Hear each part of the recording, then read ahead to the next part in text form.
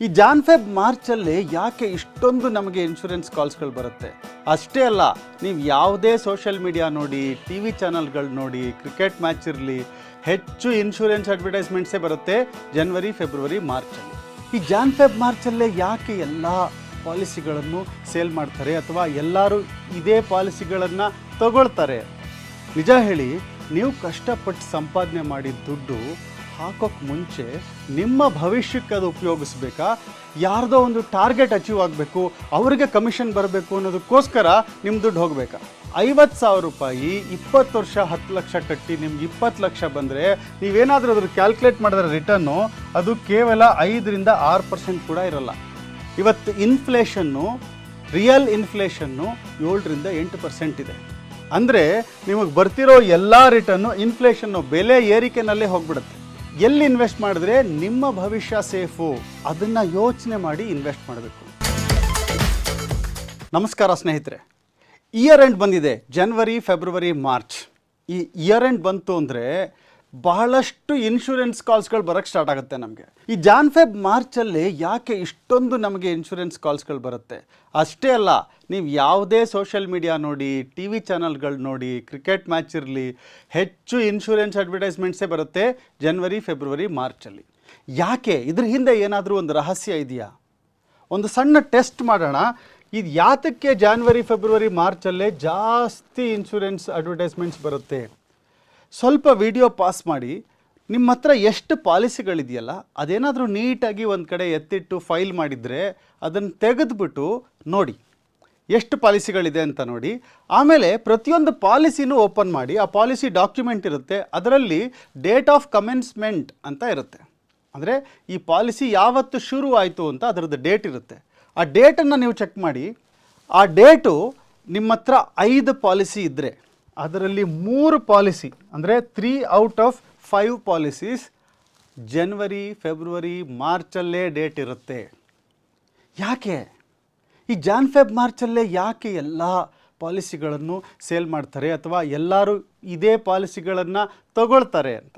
ನಿಮಗೇನಾದರೂ ತುಂಬ ರಿಕ್ವೈರ್ಮೆಂಟ್ ಬಂದುಬಿಡುತ್ತಾ? ಸಡನ್ನಾಗಿ ಇವತ್ತು ಫೆಬ್ರವರಿ ಬಂದುಬಿಟ್ಟಿದೆ, ನಾನು ಪಾಲಿಸಿ ತೊಗೊಳ್ದೇ ಇದ್ದರೆ ಏನೋ ಆಗಿಬಿಡುತ್ತೆ, ನಾನು ಇನ್ಶೂರೆನ್ಸ್ ಪಾಲಿಸಿ ತೊಗೋಬೇಕು ಅಂತ ಏನಾರು ಅನ್ನಿಸ್ತಾ? ಮಾರ್ಚ್ ಆಗೋಯ್ತು, ಇಯರ್ ಮುಗಿದೋಗ್ತಾ ಇದೆ, ನಾನು ಇವಾಗಲೇ ಇನ್ಶೂರೆನ್ಸ್ ಪಾಲಿಸಿ ತೊಗೋಬೇಕು ಅಂತ ಏನಾದರೂ ಅನ್ನಿಸ್ತಾ? ನಿಜ ಏನು ಹೇಳಿ, ಸತ್ಯ ಏನಂದರೆ ಈ Jan Feb March year end.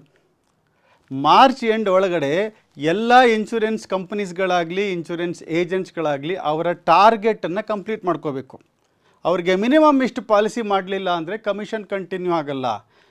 ಮತ್ತು ಇಷ್ಟು ವರ್ಷ ಏನೇನು ಪ್ರೆಷರ್ ಹಾಕ್ಕೊಂಡು ಬಂದಿರ್ತಾರೆ ಅದನ್ನು ಫೈನಲ್ ಪ್ರೆಷರ್ ಹಾಕೋದೇ ಈ ಟೈಮಲ್ಲಿ. ಸರ್, ಒಂದೇ ಒಂದು ತೊಗೊಂಡ್ಬಿಡಿ ಪಾಲಿಸಿ, ಒಂದು 5,000 ರೂಪಾಯಿದು ಮಾಡಿ, ಹೋಗಲಿ 2,000 ರೂಪಾಯಿದು ಮಾಡಿ, ಅಟ್ಲೀಸ್ಟ್ 1,000 ರೂಪಾಯಿ ಆದರೂ ಮಾಡಿ ಅಂತ ಬೆನ್ನು ಹಿಂದೆ ಇದ್ಬಿಡ್ತಾರೆ. ನೀವು ಮಾಡೋವರೆಗೂ ಬಿಡಲ್ಲ. ಆ ಪ್ರೆಷರ್ಗೋಸ್ಕರ ನೀವು ಈ ಪಾಲಿಸಿ ತೊಗೊಳ್ತೀರ.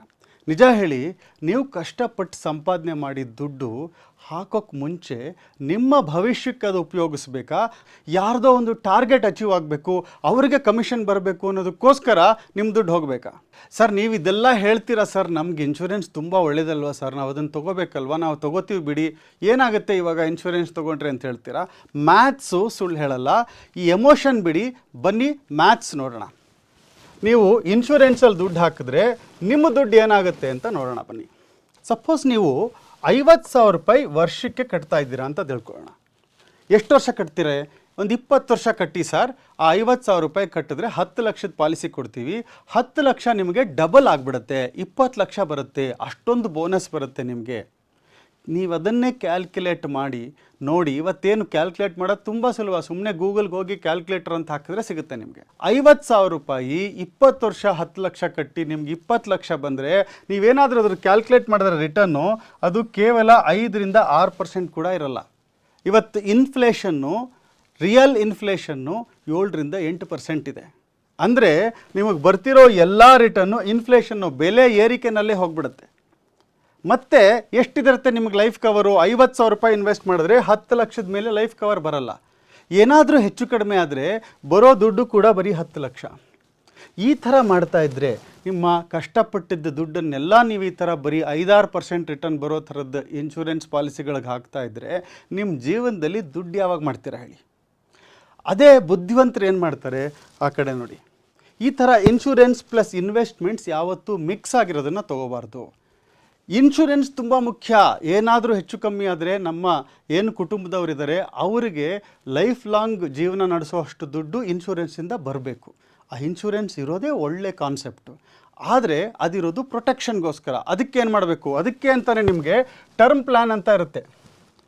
ನೀವು ಈ 50,000 ರೂಪಾಯಿ ಕೊಡ್ತೀರಲ್ಲ 10 ಲಕ್ಷ ಲೈಫ್ ಕವರ್ಗೆ, ಬರೀ ಅದರಲ್ಲಿ 10,000 ಕೊಡಿ, ನಿಮಗೆ 1 ಕೋಟಿಯಷ್ಟು, ಎಷ್ಟು 1 ಕೋಟಿಯಷ್ಟು ಲೈಫ್ ಕವರ್ ಬರುತ್ತೆ ನಿಮಗೆ. 1 crore. ಮಿಕ್ಕಿದ 40,000 ಇದೆಯಲ್ಲ, ಆ 40,000 ನೀವು ಇನ್ವೆಸ್ಟ್ ಮಾಡಿ ಮ್ಯೂಚುವಲ್ ಫಂಡ್ಸಲ್ಲಿ. ಮ್ಯೂಚುವಲ್ ಫಂಡ್ಸಲ್ಲಿ ಇನ್ವೆಸ್ಟ್ ಮಾಡಿದ್ರೆ ಏನಾಗುತ್ತೆ, ನಿಮಗೆ 12ರಿಂದ 14% ರಿಟರ್ನ್ ಬರೋ ಸಾಧ್ಯತೆ ಇದೆ. ಮ್ಯೂಚುವಲ್ ಫಂಡ್ಸ್ ಗೊತ್ತಿಲ್ಲ ಸರ್ ಅಂದರೆ ತಿಳ್ಕೊಳ್ಳಿ. ದುಡ್ಡು ಬರಬೇಕು ಅಂದರೆ ತಿಳ್ಕೊಬೇಕು ತಾನೆ. ಮ್ಯೂಚುವಲ್ ಫಂಡ್ಸಲ್ಲೂ ಇನ್ವೆಸ್ಟ್ ಮಾಡೋಕ್ಕಾಗ್ತಿಲ್ವಾ? ತುಂಬ ಸುಲಭದ ಉಪಾಯ ಇದೆ. ನಿಫ್ಟಿ ETF ಅಂತ, ಎಕ್ಸ್ಚೇಂಜ್ ಟ್ರೇಡೆಡ್ ಫಂಡ್ ಅಂತ. ಬಹಳ ಸುಲಭ. 300 ರೂಪಾಯಿ 400 ರೂಪಾಯಿ ಕೂಡ ಅದರಲ್ಲಿ ನೀವು ಸೇವ್ ಮಾಡ್ಬೋದು. ಸೊ ನೀವು ಈ 50,000 ರೂಪಾಯಿ ಒಂದೇ ಸರಿ ಇನ್ಶೂರೆನ್ಸ್ಗೆ ಹಾಕೋಕ್ಕಿಂತ 1 ಕೋಟಿಗೆ 10,000 ಮಾತ್ರ ಖರ್ಚು ಮಾಡಿ ನೀವು ಮಿಕ್ಕಿದ್ದ 40,000 ಏನಿದೆ ನಿಮ್ಮದು, ಈ 40,000ನ ನೀವು ಇಲ್ಲಿ ಇನ್ವೆಸ್ಟ್ ಮಾಡಿ 12ರಿಂದ 14% ರಿಟರ್ನ್ ಬಂದರೆ ನಿಮ್ಮ ದುಡ್ಡು ಎಷ್ಟಾಗುತ್ತೆ ಗೊತ್ತಾ? 15-20 ವರ್ಷಕ್ಕೆ ಪ್ರತಿ 5 ವರ್ಷ ನಿಮಗೆ 15% ಏನಾದರೂ ರಿಟರ್ನ್ ಬಂದರೆ ನಿಮಗೆ ಪರ್ ಇಯರು 5 ವರ್ಷಕ್ಕೆ ದುಡ್ಡು ಡಬಲ್ ಆಗುತ್ತೆ. ಅದೇ ನಿಮಗೆ ಪ್ರತಿ ತಿಂಗಳು ನೀವಿಂದು 40,000 ರೂಪಾಯಿ ಕಟ್ಟಿದ್ರೆ ಇನ್ನೊಂದು 20 ವರ್ಷಕ್ಕೆ ಹತ್ತತ್ರ ಅಂದರೂ ನಿಮಗೆ 70-80 ಲಕ್ಷ 1 ಕೋಟಿವರೆಗೂ ನಿಮ್ಮ ದುಡ್ಡು ಬೆಳೆಯುತ್ತೆ. ಕಮ್ಮಿ ಅಂದರು 12%ಅಲ್ಲಿ ಕೂಡ. ಇದನ್ನೆಲ್ಲ ನೀವು ಕ್ಯಾಲ್ಕುಲೇಟ್ ಮಾಡಿ ಚೆಕ್ ಮಾಡಿ ಎಲ್ಲಿ ಇನ್ವೆಸ್ಟ್ ಮಾಡಿದ್ರೆ ನಿಮ್ಮ ಭವಿಷ್ಯ ಸೇಫು ಅದನ್ನು ಯೋಚನೆ ಮಾಡಿ ಇನ್ವೆಸ್ಟ್ ಮಾಡಬೇಕು. ನಾನು ಇಷ್ಟೆಲ್ಲ ನಿಮ್ಗೆ ಹೇಳ್ತಾ ಇದ್ದೀನಿ, ಆದರೂ ನಿಮಗೆ ಇಲ್ಲ ಸರ್ ನನಗೇನೋ ಅನಿಸುತ್ತೆ ಇನ್ಶೂರೆನ್ಸೇ ಬೆಸ್ಟು ಅಂದರೆ ಬನ್ನಿ ನಾನು ಹೇಳ್ತೀನಿ.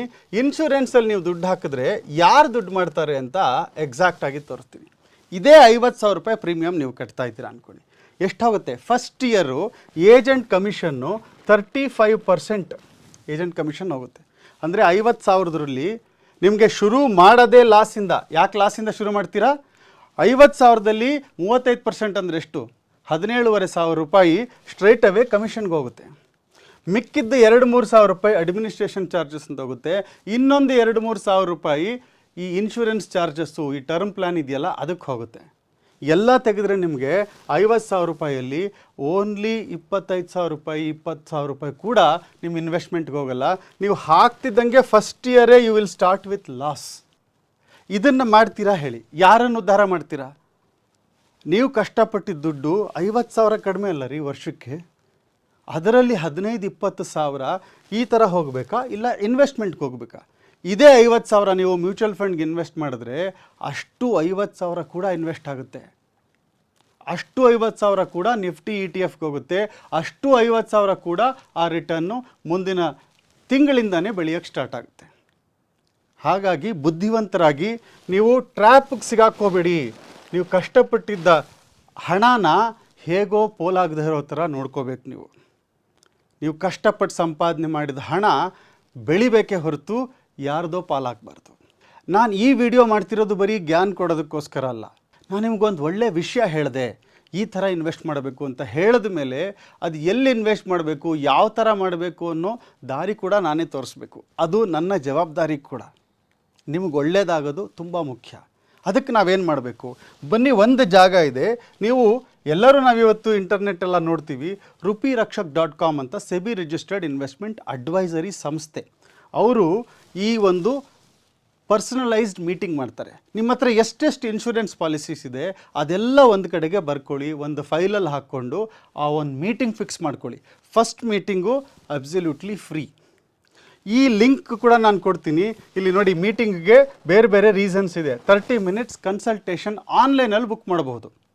ಬುಕ್ ಮಾಡಿ ನಿಮ್ಮ ಯಾವ್ಯಾವ ಇನ್ಶೂರೆನ್ಸ್ ಪಾಲಿಸೀಸ್ ಇದೆ ಅದನ್ನು ಏನು ಮಾಡ್ಕೋಬೇಕು, ಇಟ್ಕೋಬೇಕಾ ಅಲ್ಲ ನಿಲ್ಲಿಸ್ಬೇಕಾ, ಕಂಟಿನ್ಯೂ ಮಾಡಬೇಕಾ, ಪ್ರೀಮಿಯಮ್ಮು ಎಷ್ಟು ಬೆಳೆದಿದೆ, ಎಷ್ಟು ರಿಟರ್ನ್ಸ್ ಬಂದಿದೆ, ಮುಂದೆ ಈ ಥರದ್ದನ್ನೇ ಕಟ್ಕೊಂಡು ಹೋಗಬೇಕಾ ಅಥವಾ ಬೇರೆ ಯಾವುದಾದ್ರೂ ಪ್ರಾಡಕ್ಟ್ಸಲ್ಲಿ ಇನ್ವೆಸ್ಟ್ ಮಾಡಬೇಕಾ, ಈ ಎಲ್ಲ ಸಲಹೆಗಳನ್ನು ನಿಮಗೆ ನಿಮ್ಮ ರಿಕ್ವೈರ್ಮೆಂಟಿಗೆ ತಕ್ಕಂತೆ ಕೊಡ್ತಾರೆ. ಸೊ ಮಿಸ್ ಮಾಡಬೇಡಿ. ಇದರ ಲಿಂಕ್ ನಾನು ಡಿಸ್ಕ್ರಿಪ್ಷನಲ್ಲಿ ಕೊಡ್ತೀನಿ. ನಿಮ್ಮ ದುಡ್ಡನ್ನು ಜೋಪಾನ ಮಾಡ್ಕೊಳ್ಳೋದು ನಿಮ್ಮ ಕೆಲಸ. ಕೊನೆಯದಾಗ ಒಂದು ವಿಷಯ ಹೇಳ್ತೀನಿ, ಈ ಏಜೆಂಟ್ಸ್ಗಳು ಬೇರೆ ಯಾರೂ ಅಲ್ಲ, ನಿಮ್ಮ ಫ್ರೆಂಡೇ ಇರ್ತಾರೆ, ನಿಮ್ಮ ರಿಲೇಟಿವ್ಸ್ ಇರ್ತಾರೆ, ಬ್ಯಾಂಕ್ ಮ್ಯಾನೇಜರ್ಸ್ ಇರ್ತಾರೆ. ಆ ಏಜೆಂಟ್ಗಳಿಗೆ ಬೇಜಾರಾಗುತ್ತೆ, ನಮ್ಮ ಫ್ರೆಂಡಿಗೆ ಬೇಜಾರಾಗುತ್ತೆ, ನನ್ನ ರಿಲೇಟಿವ್ ಕೇಳ್ತಾ ಇದ್ದಾನೆ, ಅವನೇನಾರು ಅನ್ಕೋತಾನೆ ಅಂತ ತಿಳ್ಕೊಂಡು ನಿಮ್ಮ ಜೀವನನ ಹಾಳು ಮಾಡ್ಕೋಬೇಡಿ. ದುಡ್ಡು ನಿಮ್ಮದು, ಜವಾಬ್ದಾರಿನೂ ನಿಮ್ಮದು. Don't be a victim of the target season. ನಿಮಗೂ ಈ ಥರದ್ದೇನಾದರೂ ಎಕ್ಸ್ಪೀರಿಯನ್ಸ್ ಆಗಿದೆಯಾ? ಕಾಮೆಂಟ್ನಲ್ಲಿ ನಮಗೆ ತಿಳಿಸಿ. This is Mohan Krishnarao. Let's build real wealth. ನಮಸ್ಕಾರ.